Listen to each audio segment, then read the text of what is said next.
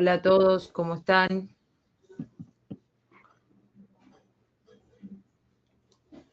Para empezar, mi nombre es Victoria Carbone, yo soy parte del equipo de Diaglo hace 3 años y trabajo con el Risk Management Team como Fund Specialist. Y yo soy César Cote y también estoy en el Risk Management Team de Diaglo como especialista en estructuración de diversos tipos de derivados. Perfecto, entonces en esta sesión con César vamos a tratar de entender cómo fue el auge del crédito privado en los mercados desarrollados y cómo podemos hacer para replicar esto en Latinoamérica, además de cuáles son las dificultades para lograrlo. Es por justo esto último que decidimos denominarlo el costo oculto del crédito privado en la TAM. Luego, para empezar, tenemos que entender entonces la visión global y para ello es importante notar, César, si podés cambiar por favor. Ahí. Es importante notar que desde la crisis del 2008, la banca tradicional redujo su exposición al middle market lending, dejando un espacio que rápidamente ocuparon los fondos de private credit.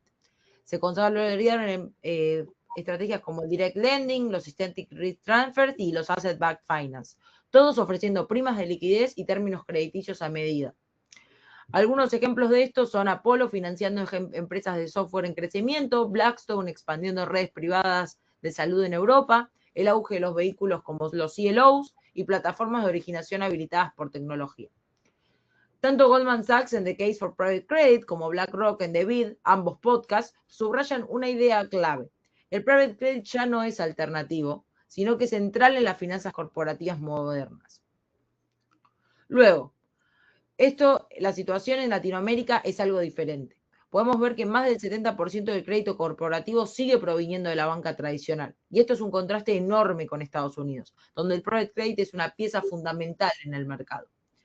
Es importante entender por qué pasa esto para poder superar estas barreras, como la falta de trayectoria institucional y las marcas reconocibles, el due diligence costoso y desproporcionado en relación con el tamaño de los préstamos, estructuras con alta prioridad senior que desincentivan el capital subordinado. Este punto es muy importante, va a hablar un poco más sobre esto profundizando César, pero es importante entender que en Latinoamérica muchos de los private credit para comenzar a invertir piden subordinación de toda la cartera. Y esto luego genera dificultades en el futuro a la hora de buscar escalabilidad.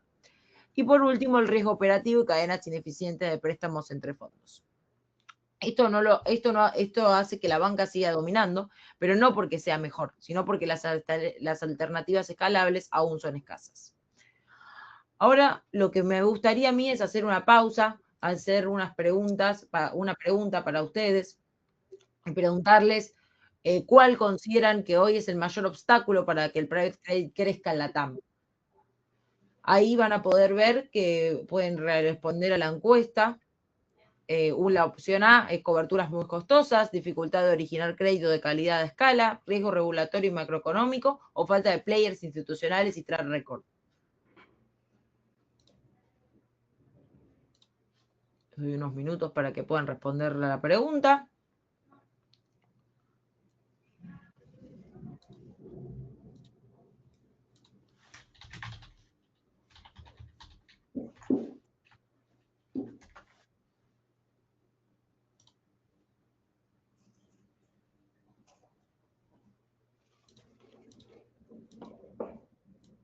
Perfecto.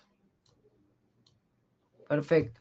Bueno, entonces, acá veo bastante igualdad en las respuestas y aunque la originación es un desafío y aunque los riesgos macroregulatorios son relevantes, lo que realmente limita la entrada del capital institucional extranjero y su capacidad para escalar sobre todo, es el riesgo de FX y la falta de herramientas eficientes para mitigarlo. Entonces aquí podemos ver cómo los retornos nominales en la TAM pueden ser muy atractivos, muchas veces más del 12% en moneda local, pero en una realidad que es ineludible. El retorno nominal no significa nada si la volatilidad de FX se come la ganancia.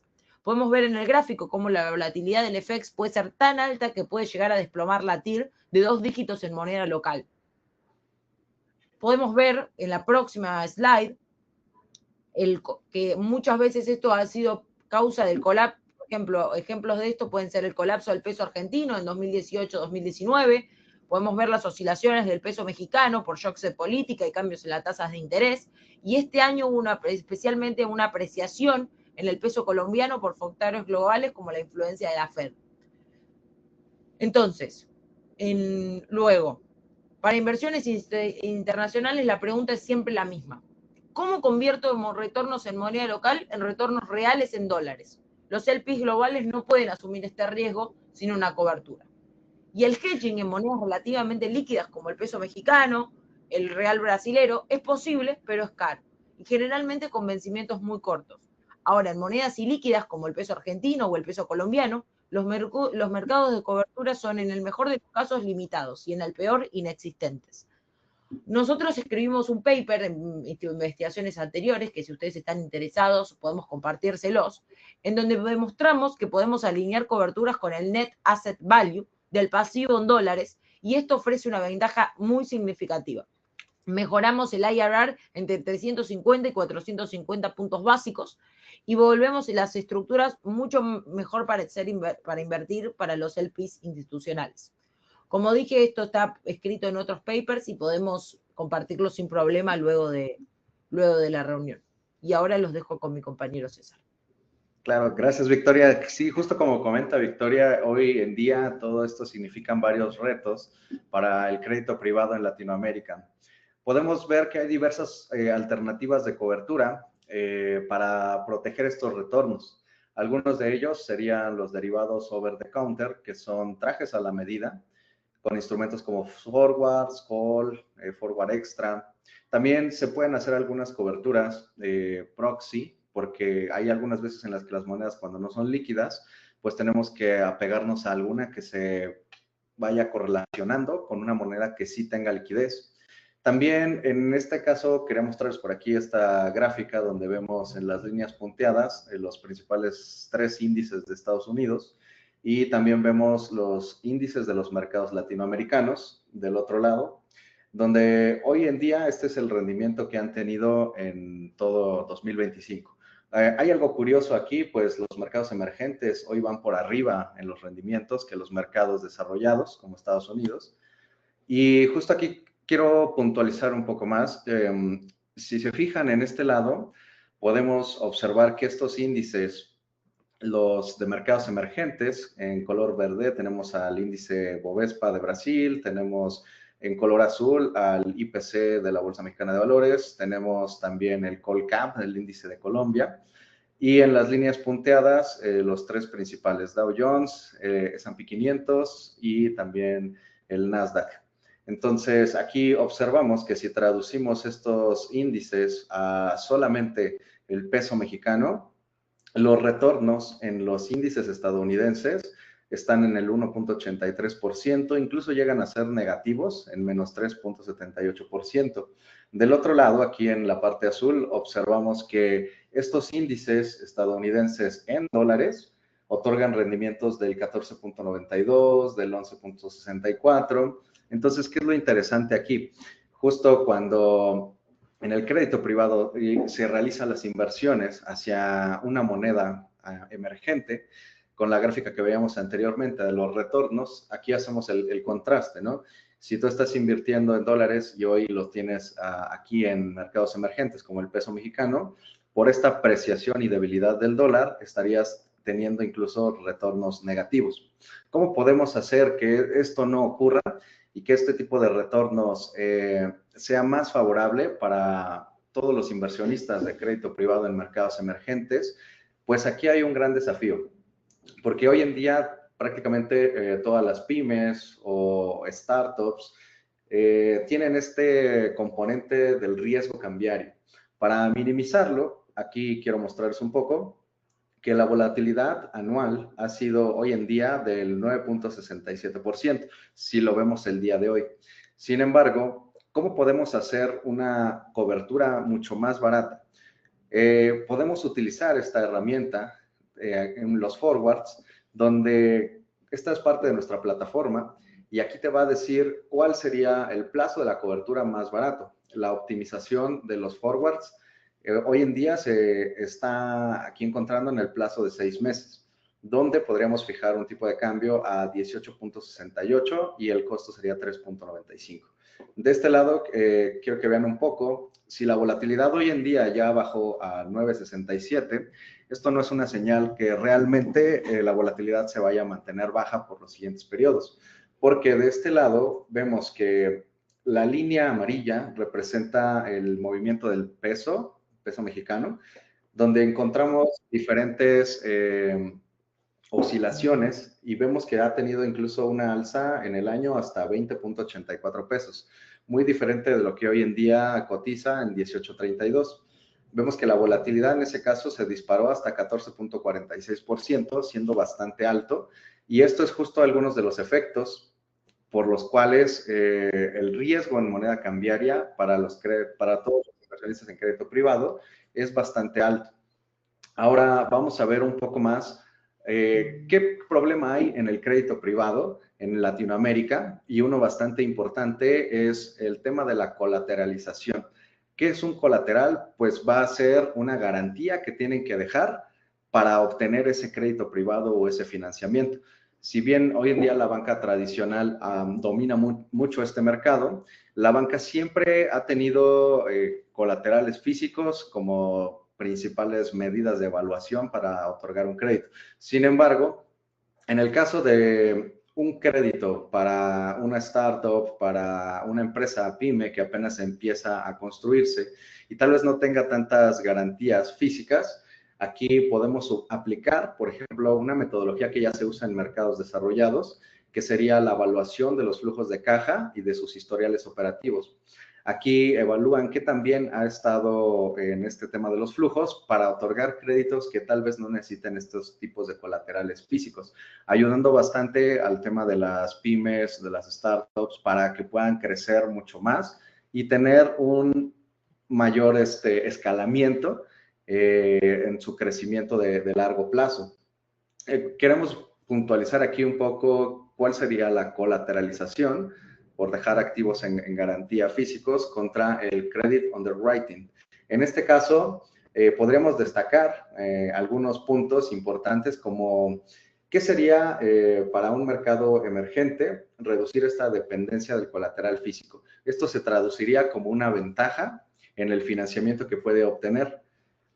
Un punto bastante importante son las alianzas con las fintechs. Hoy en día muchas de estas pymes o de estas empresas startups han hecho mucha mancuerna junto con las fintechs, porque las fintechs se pueden ver como neobancos, la nueva banca que está otorgando financiamientos, no con créditos colateralizados, sino con la metodología del underwriting, de analizar más los datos y obtener así métricas confiables e información sólida para obtener o poder dar estos financiamientos.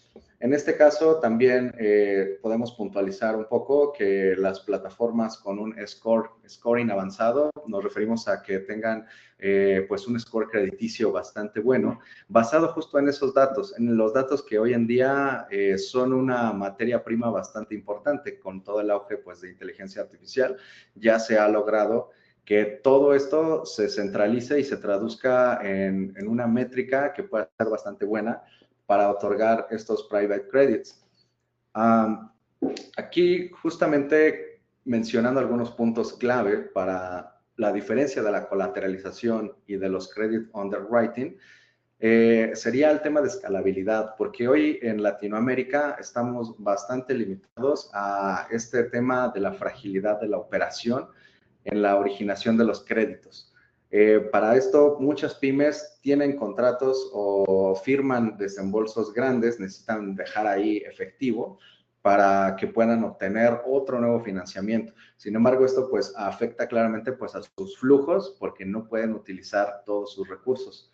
También una falta de originadores comerciales que sea confiable dificulta muchísimo crear estas carteras, ¿no? Estas carteras de crédito privado que hoy en día, si se apega a Latinoamérica, a las metodologías que existen en países desarrollados, podríamos ver aquí un potencial bastante escalable. Ya hemos visto que las fintechs en México y varias empresas del sector tech se han financiado a través del private credit. Y aquí observamos que los inversionistas, ¿qué pasa cuando estas empresas ya están financiadas?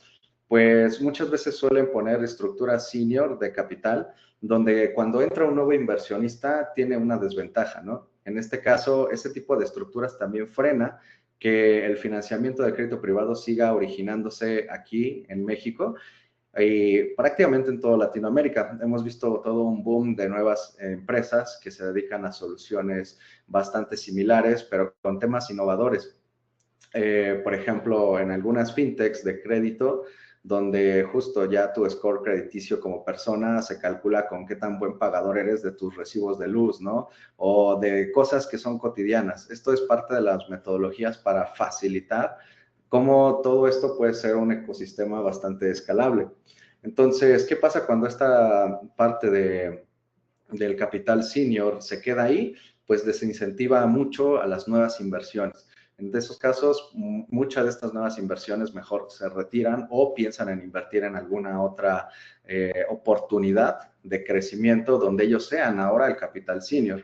Entonces, esto nos da un resultado de un mercado que está roto hoy en día, bastante fragmentado, a pesar de que pues, no es como un mercado pues, regulado, también tiene estas dificultades, ¿no? Que si se van alineando a modelos mucho más prácticos, podrían darnos mejores resultados y una mayor expansión del crédito privado en Latinoamérica y también un crecimiento bastante grande de hoy todas estas empresas que estamos viendo con una explosión, ¿no? en el mercado, en nuestra vida cotidiana. Aquí, Bueno, y para, más. sí, para complementar lo que está diciendo César, es muy importante también como otro instrumento para romper estas barreras y poder expandir el crédito privado en la TAM, así como se hace en los mercados emergentes. Podemos utilizar fuentes de originación mediante patrocinadores. ¿Qué son estos patrocinadores? Son empresas que con el renombre que tienen dentro del private credit, al utilizarlos como patrocinadores podemos acceder a grandes financiamientos por parte de otros private credit. Pero es muy importante, como decía César, esto que no quede subordinada la deuda a otros del portfolio, a otras deudas. Sí, aquí justo ese punto bastante importante que menciona Victoria de la originación, también nos puede dar diferentes puntos de entrada institucionales para que el crédito privado en Latinoamérica sea más inteligente en el sentido de cómo se origina, de cómo se reparte y de cómo esto ayuda prácticamente a la escalabilidad de las empresas. Hoy en día, pues a pesar de que hay varios desafíos con estos capitales institucionales, también existen vehículos segregados, es decir, vehículos que ya traen dentro una cobertura cambiaria y que traen una estructura en cascada que se va alineando a las necesidades de esta institución. Sin embargo, aquí también podemos ver que hay oportunidades de coinversión en donde pueden invertir en conjunto para obtener unas mejores condiciones del financiamiento. Y la que ya mencionábamos antes, la alianza con las fintechs, que son las fintechs también parte de los originadores que cuentan con modelos bastante interesantes para medir justamente las capacidades de otorgamiento de créditos privados. Entonces, bueno, aquí también quería mostrar un poco cómo estos puntos de entrada institucional en el crédito privado hacen que, como esto ha hecho en los mercados desarrollados, que se puedan escalar, ¿no? Los modelos. Aquí, por ejemplo, vemos que uno de los puntos que es bastante relevante son las soluciones de las coberturas cambiarias que sean más accesibles y más eficientes. Como lo estábamos viendo en las gráficas anteriores, cuando tú traduces tu rendimiento de moneda local a la moneda, por ejemplo, del dólar, a peso mexicano, este riesgo y esta exposición es bastante relevante para los portafolios de estas empresas. Entonces, justo una de estas puntos clave es cómo cubrir esos riesgos, cómo administrarlos y transferirlos de la mejor manera, además de cómo tener un marco legal mucho más sólido, permite que todo el ecosistema se sienta más seguro. en este sentido para que los otorgadores del crédito sepan que están otorgando bajo buenas condiciones, tanto como quien lo está tomando, aproveche de mejor manera estos financiamientos. Ahora también las plataformas que tengan un nivel de escalación con tecnología son lo que hoy domina el mercado, ¿no? Todo esto del data science, el tema de cómo las plataformas y la tecnología va transformando los datos en decisiones reales o en decisiones que afectan por ejemplo, este tipo de financiamientos, se ha vuelto bastante común. Y realmente en los mercados desarrollados tiene una muy buena aplicación. Aquí en México, en Latinoamérica, puede llegar a detonar bastante el crédito privado, ¿no? Tener una expansión muy, muy grande. Y justo tenemos aquí que hacer como un esfuerzo en conjunto, todo el ecosistema de la TAM, para que todos estos factores puedan puedan coexistir bastante bien y crear estas soluciones, ¿no? Estas soluciones de crédito que hoy en día Latinoamérica es prácticamente un punto donde está brotando demasiado crédito privado. Y justo otro de los puntos interesantes de cuáles son las lecciones que nos pueden pues dar justamente los insights que hemos estado revisando. Aquí creo que Victoria nos va a comentar un poco también cómo esto ha hecho, qué hemos aprendido, ¿no? En este sentido. Exacto, entonces a modo de conclusión, ¿qué pudimos aprender? Entonces, los mercados desarrollados nos muestran cuál es el camino, como decía César, plataformas escalables, estructuras flexibles, datos de calidad y mecanismos institucionales de riesgo compartido. Pero ahora, muy importante pensar en que la TAM tiene la yield, tiene la TIR alta que veíamos de 2 dígitos. Entonces, tiene tiene la yield, tiene la demanda, tenemos las oportunidades, pero ¿qué requerimos? Marcos claros para mitigar el riesgo de FX, como estábamos hablando, una mejor originación y un underwriting, muy importante el underwriting, porque eso nos va a ayudar a que no tengamos que poner colateral, como comentaba César, y estructuras adaptadas al tamaño y a la realidad de las pymes de la región. Entonces, lo que tenemos que hacer es lograr importar, obviamente adaptadamente, las mejores prácticas que, por ejemplo, Apollo, BlackRock o Ares y el Private Credit en Latinoamérica tiene el potencial para convertirse en un motor de crecimiento sostenible y una generación de ese alfa estructural para los próximos 10 o 15 años. Entonces, es muy importante que tengamos en cuenta cuáles son nuestras barreras, poder derrumbarlas y poder adaptar eso que vemos en los mercados desarrollados. Bueno, esto sería todo. No sé si alguno tiene alguna pregunta.